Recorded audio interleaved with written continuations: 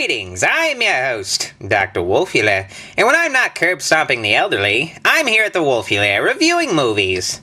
Oh, I also like to read comics. One of my favorite comics is Madman by Mike Allred. The series is about a murdered assassin that's brought back from the dead as a superhero. The books have a cool, retro-futuristic vibe to them, and they even inspired the cartoon show Freakazoid. Madman still doesn't have a movie though, so I guess I'll just review G-Men from Hell, based on another one of Mike Allred's comics. Let's watch.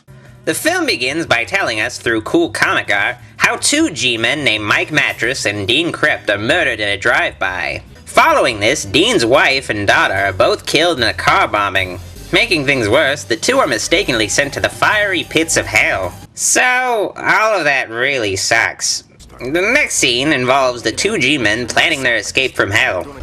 We didn't do one stinking bad deed to get down here. Right? Right, Dino? It's a raw deal, us getting sent down here. All we gotta do is get back on an earthly plane and do a couple of good deeds. I think it'll be alright, kid. They follow the devil, played by Robert Goulet, out of his psychiatrist appointment. They witness the devil leaving hell with a crystal and look for one for themselves. The devil doesn't have anyone guarding his place?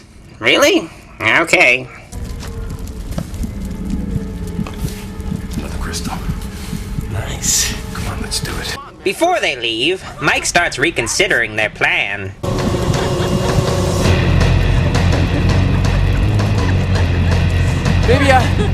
Maybe hell isn't so bad, you know? I mean, there are perks. Look, you stay if you want. I'm going. Later, kid.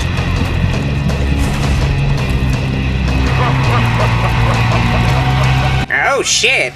They escape hell through the power of cheap CG into a bathtub for some reason. What the hell are you doing in my tub? Let's get out of here. We were inspecting the shower rings, ma'am.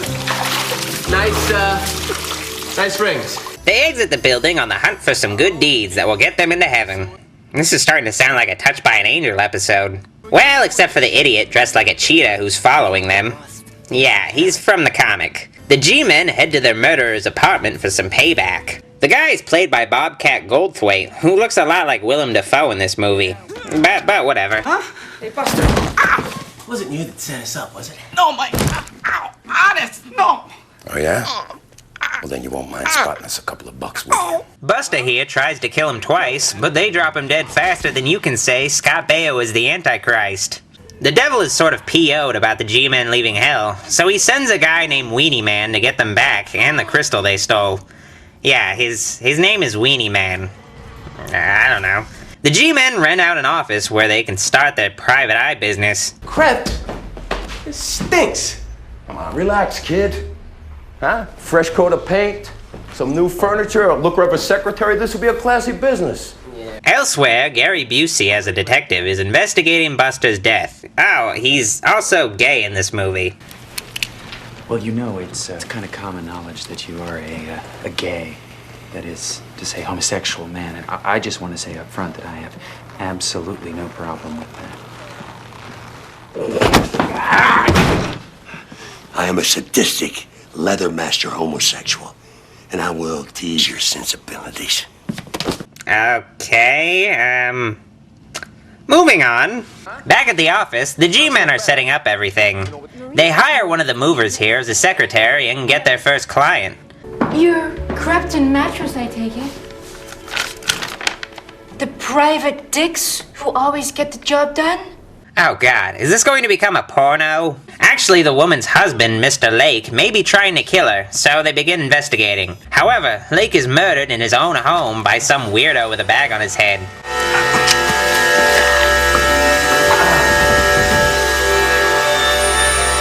When the G-Men arrive, they find the creep dead without his eyeballs. Oh, and the guy in the cheetah getup is there too. Then, for good measure, the shotgun-toting butler shows up and chases them out of the building.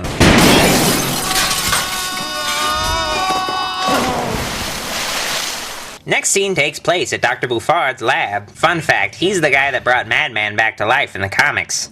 This time, Bouffard has brought Buster back to life as an overweight pink robot. Get a load of me. I'm freaking pink. I don't think it was such a good idea to have Bobcat Goldthwait actually in the robot costume. Buster goes out in the town in disguise, like Raphael in the Teenage Mutant Ninja Turtles movie.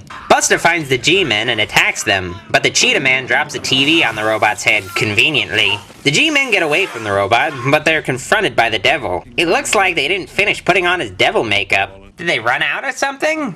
We're not going back. Make no mistake of that. Look, let me handle this, Mike. We can get your crystal, but it's gonna take some time. How much time? Soon. The devil gives them until tomorrow night to solve Lake's murder, or else it's back to hell they go. While staking out the cemetery the next night, they witness a man and a puppet stealing Mr. Lake's corpse. Jesus, I'm leaving out a lot of shit that's happening in this movie. Oh my god, must be really confusing. Anyway, so yeah, the G-Men follow the puppet guy and are led to Dr. Bouffard's lab. They confront the good doctor about his alleged crimes against nature. You're under arrest, Doc. For what? Dirty test tubes? Try grave robbing. Ridiculous. Oh, yeah? Puppet boy here stole Mr. Lake's body, destroyed public and private property, went through 4 stoplights, and violated city speed limits. And then he led us right to you. Then the Rock'em Sock'em robot shows up. Seriously, the longer I see this costume, the more retarded it gets. Well, the G-Men destroy Buster's preserved human body, and he really loses his center. My body!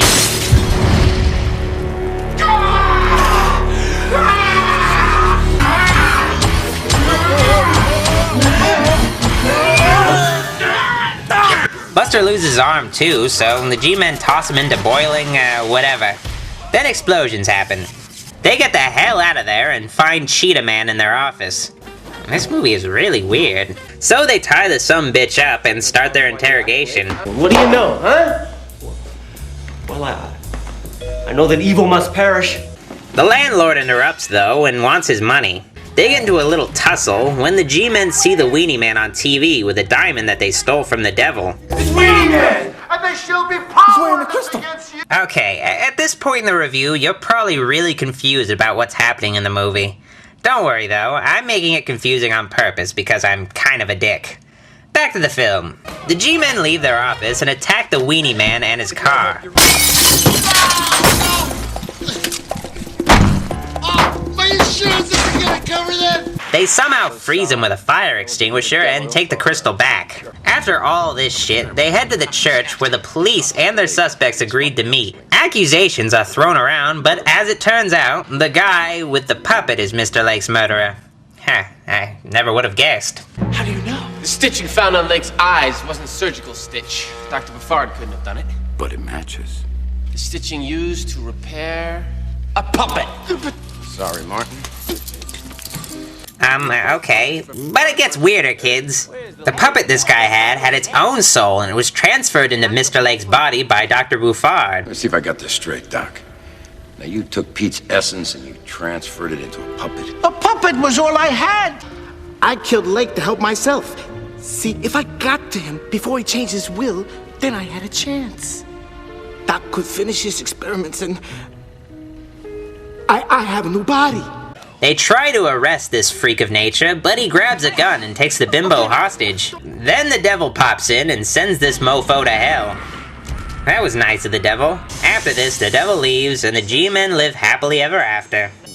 Relatively speaking, of course. Alright, that was G-Men from Hell. It's a fun, strange little movie. The budget may have been small, but the cast is brilliant, and I guarantee you've never seen any movie like it. I give G-Men from Hell a Rock'em Sock'em Robot out of Robert Goulet.